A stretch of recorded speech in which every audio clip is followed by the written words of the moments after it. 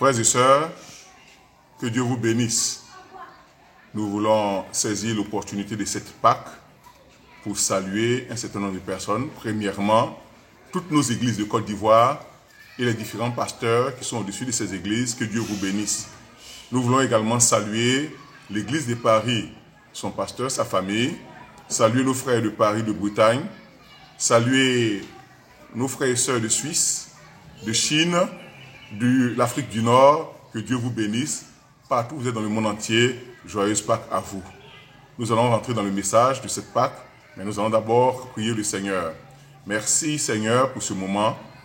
Merci pour cette parole que tu nous permets de partager avec nos frères. Je prie que tu nous aides, que tu nous assistes, que tu nous conduises dans ce travail. Merci pour ces frères bénis au travers de cette parole. Au nom de Jésus-Christ. Amen. Bien-aimés, nous allons commencer par lire le texte de Éphésiens 1. Éphésiens 1, versets 16 à 23. Je lis le texte. Éphésiens 1, versets 16 à 23.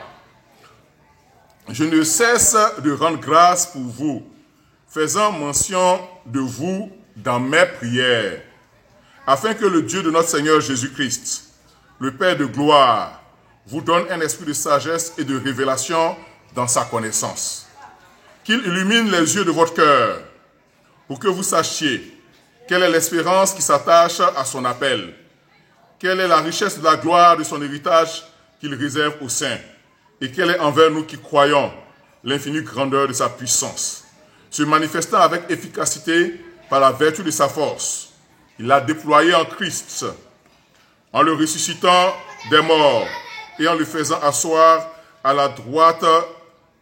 sa droite dans les lieux célestes, au-dessus de toute domination, de toute autorité, de toute puissance, de toute dignité et de tout nom qui se peut nommer, non seulement dans le siècle présent, mais encore dans le siècle à venir.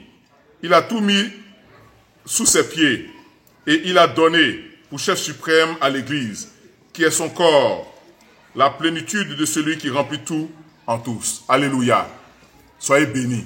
Bien-aimés, aujourd'hui, Dieu nous permet de partager cette parole, qui est en fait une prière que Paul formule en faveur de nos frères d'Éphèse. Paul demande à Dieu de leur donner un esprit de sagesse et de révélation dans sa connaissance. Paul demande à Dieu d'illuminer les yeux de leur cœur, afin que les Éphésiens puissent cerner trois choses. Qu'il illumine les yeux de leur cœur, afin qu'ils comprennent l'infini, d'abord l'infini, la richesse, l'espérance qui s'attache à son appel.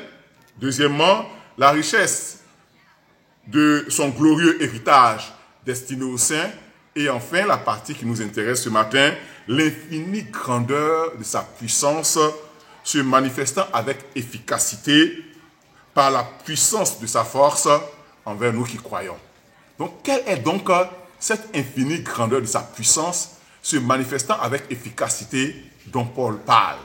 Bien aimé, c'est autour de ce thème-là que nous allons nous concentrer. Bien aimé, Dieu nous montre que pendant le ministère terrestre de Jésus-Christ, notre Seigneur, lorsqu'il était encore à la croix, le Seigneur Jésus a payé le prix pour toi et pour moi, et il est mort. Donc, étant dans la tombe, Dieu va déployer cette puissance pour ressusciter Jésus d'entre les morts. Bien-aimé, c'est une belle information. C'est cette puissance-là qui va ressusciter Jésus d'entre les morts. Cela veut dire que la puissance de Dieu est au-dessus du pouvoir de la mort. La puissance de Dieu est capable de nous délivrer de la mort, est capable de nous sauver de la mort. Et Dieu a réveillé Jésus-Christ par sa puissance. C'est une information qui nous fortifie. C'est une information qui nous aide nous-mêmes aussi. Parce que quand on regarde dans la Bible, dans le livre de 1 Corinthiens, chapitre 6, verset 16, verset 14, la Bible dit que Dieu, qui a ressuscité le Seigneur Jésus, nous ressuscitera aussi par sa puissance. Dieu qui a ressuscité le Seigneur Jésus nous ressuscitera nous aussi par sa puissance. Cela veut dire que pour toi et pour moi, Dieu va déployer sa puissance. Et pour nos frères qui nous ont déjà dévancés, Dieu va déployer cette puissance pour que ces personnes puissent se ressusciter avec un corps glorieux, afin qu'ensemble, nous allions à la rencontre du Seigneur. Et cette révélation est pour nous tous, nous qui avons accepté Jésus et qui marchons dans sa voie. Bien-aimés, aussi, le deuxième point, c'est que la Bible déclare que cette puissance qui a ressuscité Jésus d'entre les morts ne va pas le laisser dans la tombe. Mais cette puissance va le transporter et va l'envoyer dans les lieux célestes, à la droite de Dieu le Père. Oui, c'est une information merveilleuse, parce que notre Seigneur Jésus n'est plus dans le tombeau. Il est ressuscité. Il est assis dans les lieux célestes, à la droite de Dieu le Père. Bien-aimé, dire qu'il est assis à la droite de Dieu le Père, puisque le Père est assis sur le trône, nous pouvons dire que Jésus est assis sur le trône. Qu'est-ce que le trône? Le trône est un lieu de pouvoir. Le trône est un lieu de privilège. Donc, notre Seigneur Jésus est assis dans une position victorieuse. La tombe, par contre, est un lieu de faiblesse, un lieu de défaite. Jésus n'est pas resté dans le tombeau. Il est ressuscité. C'est le message de la Pâque. Il est assis avec Dieu. C'est une grande victoire pour nous. C'est cette victoire-là qui est notre espérance. Et s'il est assis dans les lieux célestes avec Dieu, bien-aimé, c'est une victoire, c'est une joie pour nous. Parce que c'est lui qui est assis avec Dieu dans les cieux. La Bible déclare qu'il est notre avocat. Il est notre avocat. Et il intercède pour nous. Quand quelqu'un qui est ton avocat, quand quelqu'un qui intercède pour toi est assis à la droite du Père, c'est-à-dire à côté du Père, bien-aimé, c'est une bonne nouvelle pour toi. Et la Bible, quand on dit que quelqu'un est ton bras droit, c'est-à-dire c'est quelqu'un en qui tu es capable de te confier, que tu écoutes beaucoup, bien-aimé, Jésus est à la droite du Père. C'est une bonne nouvelle. Et la Bible dit que, dans la Bible, le Seigneur a dit, lors du baptême de Jésus, que celui-ci est mon fils bien-aimé, en qui j'ai mis toute mon affection. Donc que Jésus soit à côté de Dieu, à sa droite, et qu'il ait l'affection de Dieu, cela veut tout simplement dire que nos prières sont exaucées, si nous marchons dans ses voies.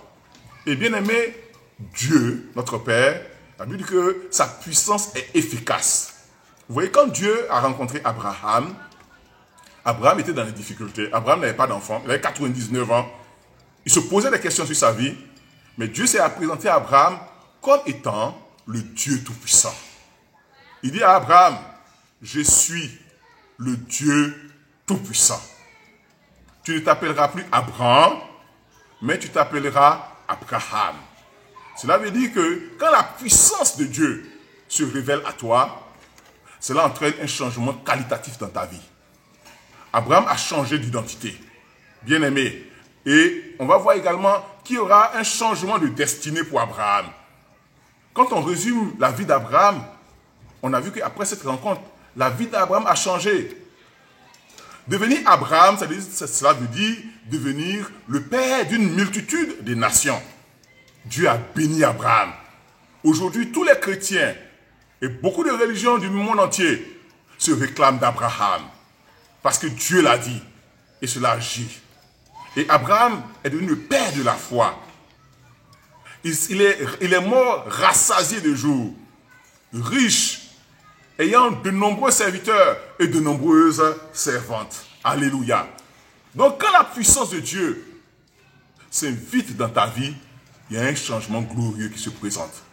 Je prie pour toi que cette Pâque soit l'occasion pour que la puissance de notre Dieu s'applique à ta vie, afin qu'à l'instar d'Abraham, il y ait un grand changement qui se produise dans ta vie. Changement d'identité, mais surtout changement de destinée. Bien-aimé, le troisième élément de notre test nous dit que cette puissance a mis Jésus-Christ au-dessus des dominations, des autorités, des principautés, de tout nom. Oh! Cette puissance a transporté Jésus et a mis Jésus-Christ au-dessus de toute domination, de toute autorité, de toute souveraineté, de tout nom qui se peut nommer non seulement dans le siècle présent, mais également dans le siècle à venir. Cela veut dire que notre Seigneur Jésus a une position de domination. Et il est dans le ciel, il domine sur toutes choses. D'abord, nous chrétiens, cela doit nous dire que nous ne devons pas avoir peur. Parce que notre Seigneur domine, contrôle toutes choses. Deuxième chose, qui est tout aussi importante, c'est que la Bible dit que dans Éphésiens 2, chapitre 6, que le Seigneur, nous sommes ressuscités avec le Seigneur et Dieu nous a fait asseoir dans le lieu céleste avec lui.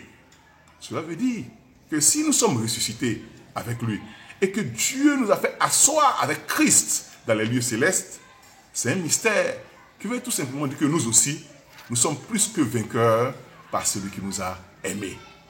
Et si le chrétien comprend ces mystères de Dieu, il ne doit pas avoir peur de domination.